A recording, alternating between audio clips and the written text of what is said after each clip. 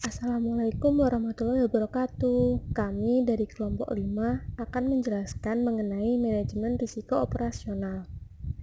Anggota kami terdiri dari Riana Ayu Amalia, Almas Darul Fawaid, dan Fatimah Setiarum.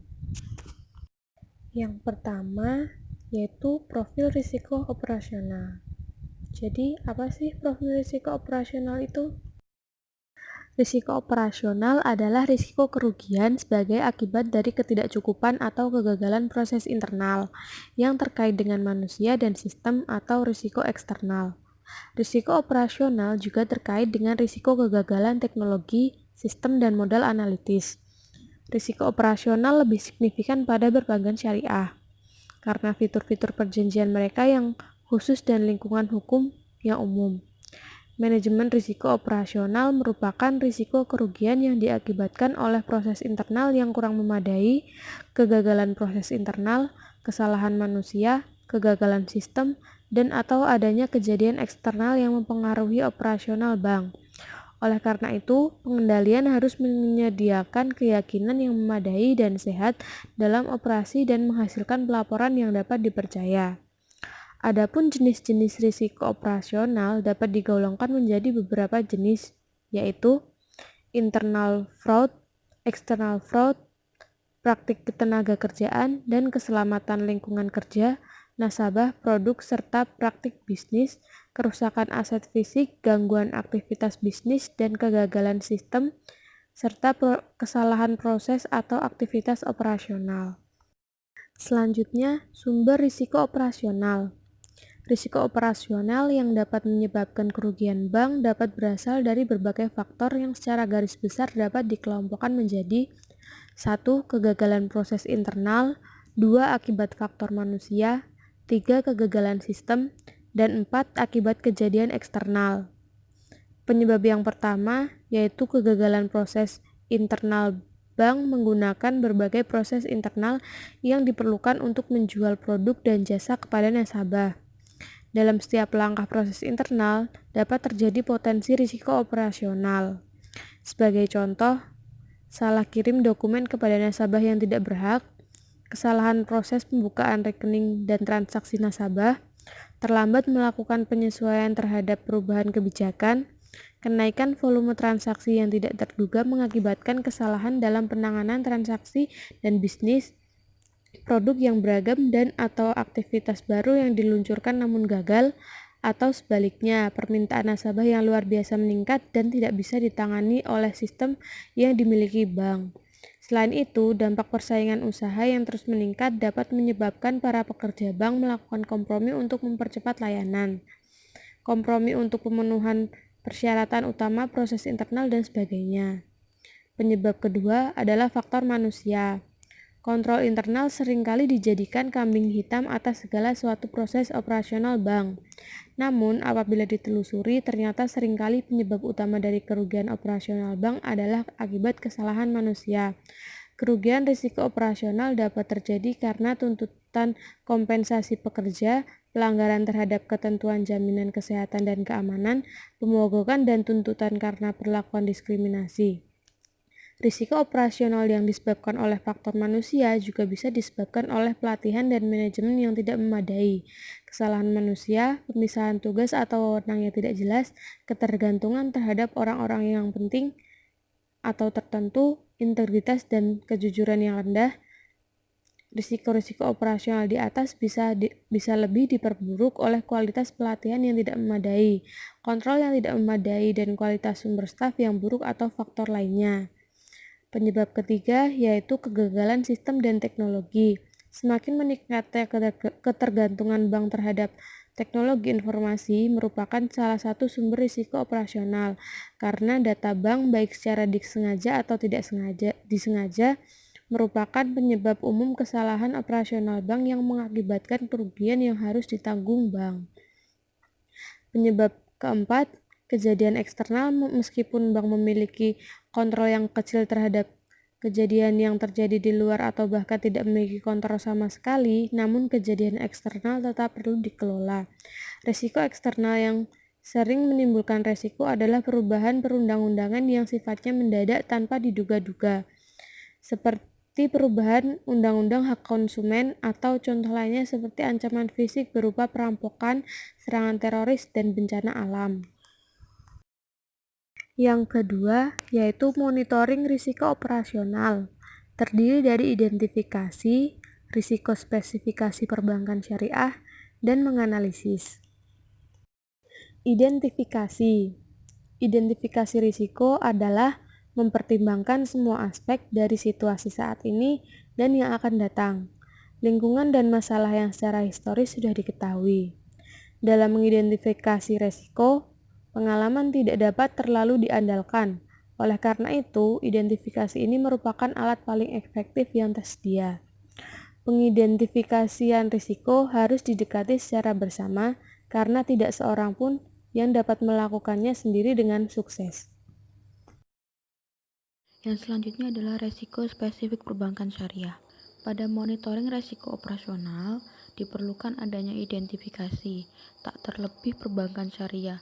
Untuk mempermudah identifikasi pada perbankan syariah, diperlukan pengetahuan yang lebih mendalam terkait resiko spesifik perbankan syariah. Menurut Hennik van Groening, perbankan syariah memiliki tantangan-tantangan unik dalam beberapa bidang, antara lain, yang pertama adalah resiko komersial, yang merupakan resiko ketika bank syariah berada dalam tekanan untuk membayar deposan investor pada tingkat pengembalian yang lebih tinggi dari yang harus dibayar sesuai dengan syarat sebenarnya dalam perjanjian investasi. Hal ini dapat terjadi ketika bank memiliki kinerja buruk dalam suatu periode dan tidak dapat menghasilkan keuntungan yang memadai untuk dibagikan pada pemegang rekening. Untuk mengurangi resiko komersial, bank syariah bisa memutuskan untuk melepaskan hak mereka dari keuntungan dan dengan demikian menghalangi deposan dari menarik dana mereka. Praktik dalam mengesampingkan sebagian atau seluruh bagian keuntungan pemegang saham dalam mempengaruhi modal bank secara buruk yang dapat mengarah ke resiko kebangkrutan dalam kasus. Yang kedua adalah resiko penarikan. Resiko penarikan berasal dari tekanan kompetitif dari bank syariah lain atau bank konvensional yang memiliki unit usaha syariah. Bank syariah memiliki resiko penarikan yang dilakukan oleh pihak nasabah jika keuntungan yang mereka terima lebih rendah dari apa yang bisa diterima dari bank lain. Resiko yang ketiga adalah resiko tata kelola. Resiko tata kelola mengacu pada resiko yang timbul dari kegagalan dalam mengolah lembaga, kelalaian dalam melakukan usaha dan memenuhi kewajiban kontrak, serta kelemahan lingkungan, kelembagaan internal dan eksternal termasuk resiko hukum.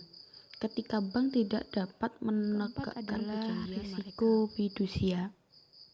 Resiko fidusia adalah resiko yang timbul dari kegagalan suatu lembaga dalam mematuhi standar eksplisit dan implisit yang berlaku atas kewajiban fidusianya. Sebagai agen fidusia, bank syariah diharapkan untuk bertindak berdasarkan kepentingan terkait bagi deposan investor dan pemegang saham. Kesalahan dalam mengelola usaha dengan menimbulkan pengeluaran yang tidak perlu mengalokasikan beban kelebihan kepada pemegang akun investasi adalah pelanggaran kontrak implisit dalam berlaku secara transparan. Resiko fidusia dapat mengakibatkan konsekuensi yang serius. Yang pertama, menyebabkan resiko reputasi, menciptakan kepanikan di antara deposan yang biasa saja menarik simpanan mereka. Yang kedua, resiko ini bisa memaksa bank untuk membayar denda atau kompensasi yang dapat mengakibatkan kerugian keuangan. Yang ketiga, dapat mengakibatkan dampak negatif pada harga pasar dari saham yang dipegang oleh pemegang saham.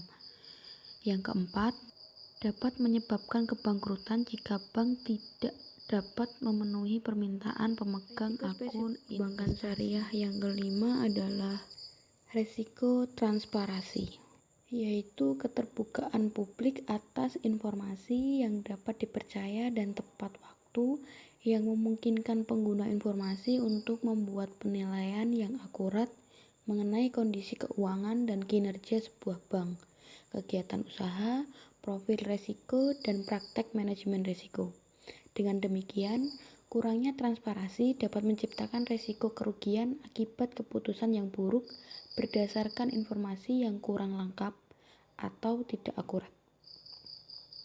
Keterbukaan bagi bank syariah perlu menjadi lebih komprehensif dan transparan, dengan berfokus pada pengungkapan profil risiko, campuran risiko pengembalian, dan Yang tata keenam kelola. adalah resiko syariah. Resiko syariah terkait dengan struktur dan fungsi dari Dewan Syariah di tingkat lembaga. Resiko ini terdiri dari dua jenis. Yang pertama dikarenakan oleh praktek non-standar berkaitan dengan perjanjian yang berbeda di negara berbeda.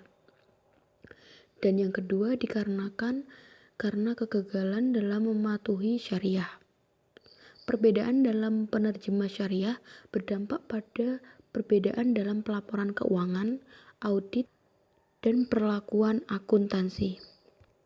Hubungan antara bank dan deposan investor didasari pada kepercayaan implisit antara keduanya bahwa agen dapat menghormati keinginan penyedia pokok atau mematuhi aturan syariah sepenuhnya. Hubungan ini membedakan perbankan syariah dengan perbankan konvensional dan satu-satunya pembenaran bagi keberadaan perbankan adalah syariah. resiko reputasi. Resiko reputasi adalah perilaku yang tidak bertanggung jawab atau perilaku manajemen akan merusak kepercayaan dari klien-klien bank. Informasi negatif dapat berdampak terhadap pasar, profitabilitas, dan likuiditas suatu lembaga.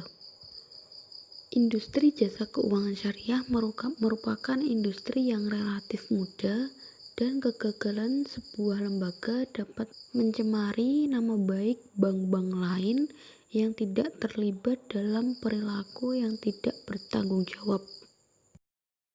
Yang selanjutnya pada proses monitoring risiko operasional setelah mengidentifikasi adalah menganalisis. Menganalisis menggunakan risk assessment metric untuk membangun kadar pengawasan yang diperlukan. Matriks mengkombinasikan berat ringannya beban risiko dan kemungkinan potensi risiko sampai 5 level. Level-level risiko atau taksiran risiko operasional ini menjelaskan semua dampak dari semua potensi risiko yang terkait dengan operasional, yaitu yang pertama sangat tinggi, yang merupakan kehilangan kemampuan untuk menyelesaikan operasi. Yang kedua adalah tinggi, yang dapat diartikan kehilangan kemampuan untuk memenuhi persyaratan standar operasi.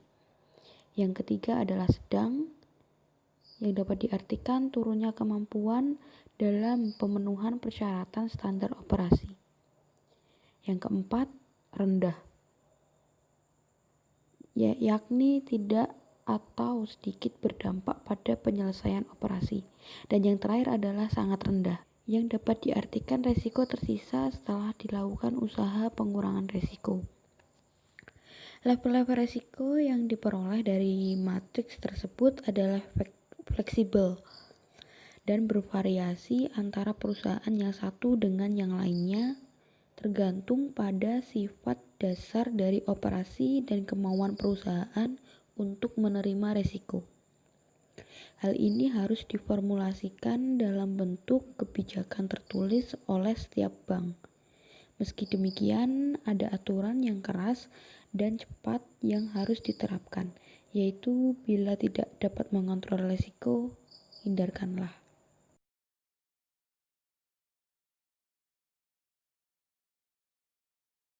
Materi selanjutnya adalah pencegahan terhadap anti pencucian uang, pencegahan pendanaan terorisme, dan business continuity management.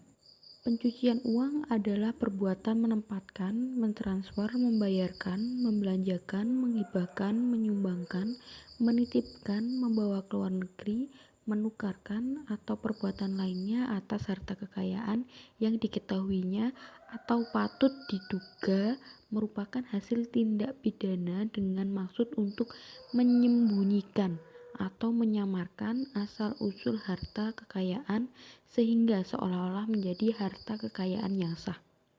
Pendanaan terorisme adalah penggunaan harta kekayaan secara langsung atau tidak langsung untuk kegiatan terorisme, organisasi terorisme, atau teroris.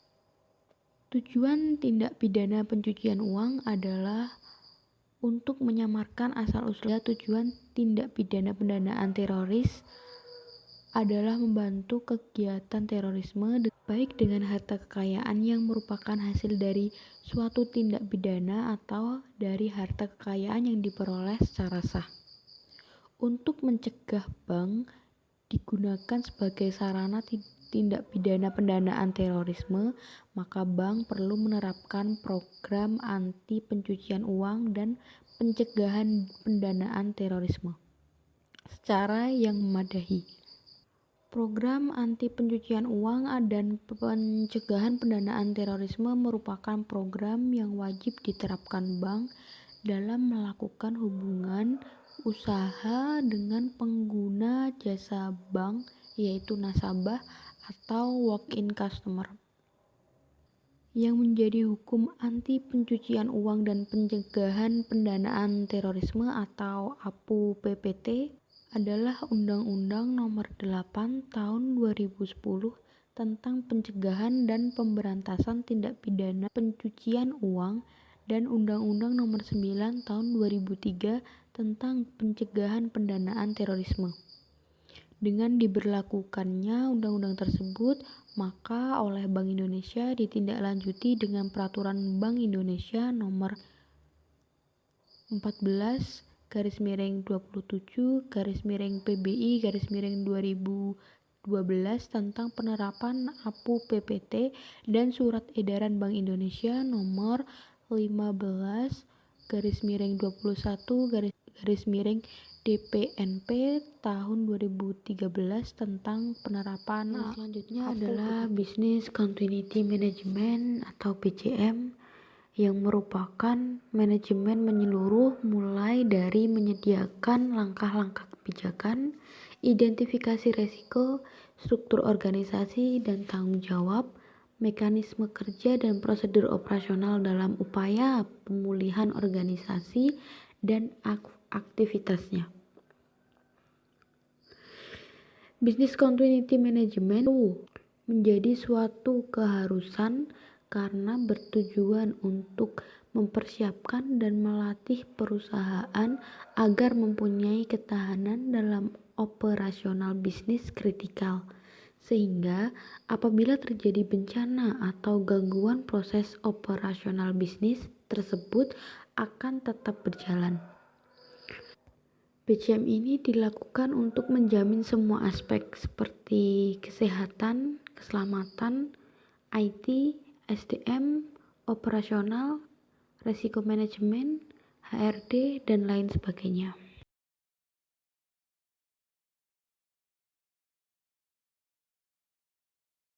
Materi selanjutnya adalah pengukuran risiko operasional. Risiko operasional diukur berdasarkan dua faktor, yaitu risiko yang melekat pada suatu aktivitas atau inherent risk dan sistem pengendalian risiko atau risk control system. Berdasarkan kedua faktor penilaian tersebut, maka akan didapat klasifikasi kejadian risiko operasional sebagai berikut.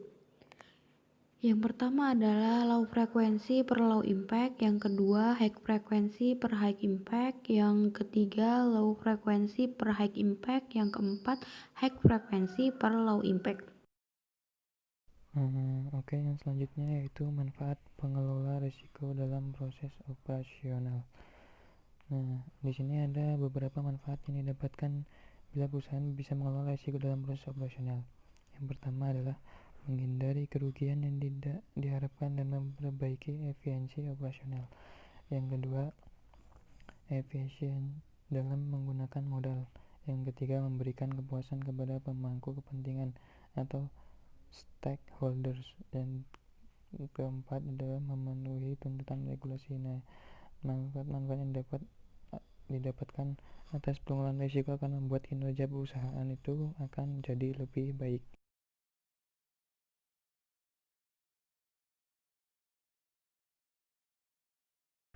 Nah, yang selanjutnya adalah pendekatan pengukuran risiko operasional. Pendekatan metode basic indicator dan metode standardis serta metode alternatif standardis dapat disebutkan pendekatan dari atas ke bawah atau top-down approach.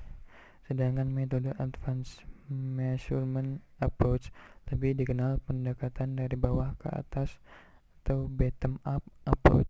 Nah, pendekatan basic indicator sendiri itu merupakan pendekatan yang paling sederhana, di mana pendapatan kotor dipandang sebagai proksi untuk skala eksposur risiko operasional pada bank.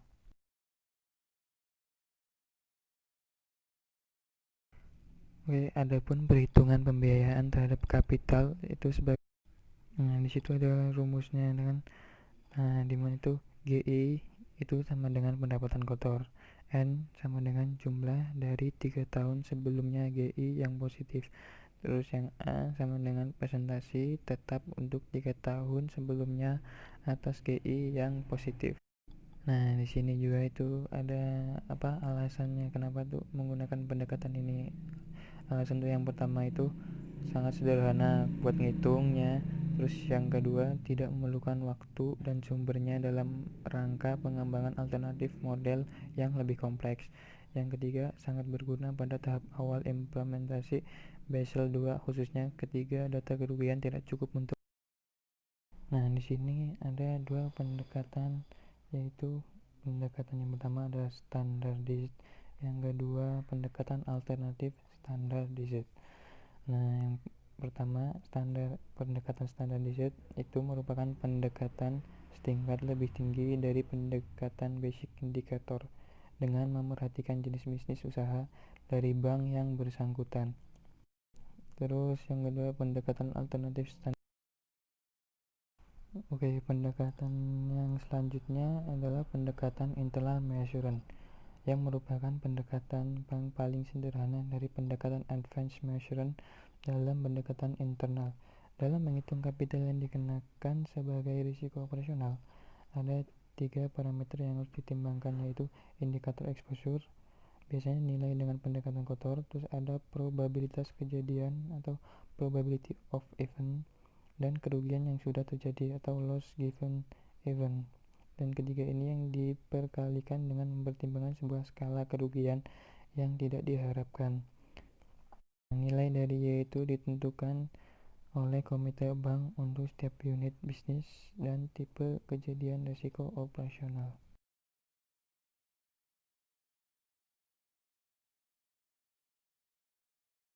Nah, selanjutnya di sini ada tahap pengelolaan risiko operasional. Yang pertama ada menghindari risiko, yang kedua menerima risiko, yang ketiga mengaitkan risiko pada pihak lain, yang terakhir mitigasi risiko dengan melakukan kualitas kontrol. Nah, pengendalian risiko operasional itu dilakukan dengan menghindarkan risiko. Terus risk avoidance dilakukan untuk mencegah bank mengalami suatu risiko operasional yang tidak dapat diterima atau mencegah melakukan aktivitas lain yang mungkin dapat menambah eksposur risiko operasional sebelumnya. Nah, tindakan. Cukup sekian presentasi dari kelompok kami. Apabila ada salah dan kurangnya mohon dimaafkan. Terima kasih. Wassalamualaikum warahmatullahi wabarakatuh.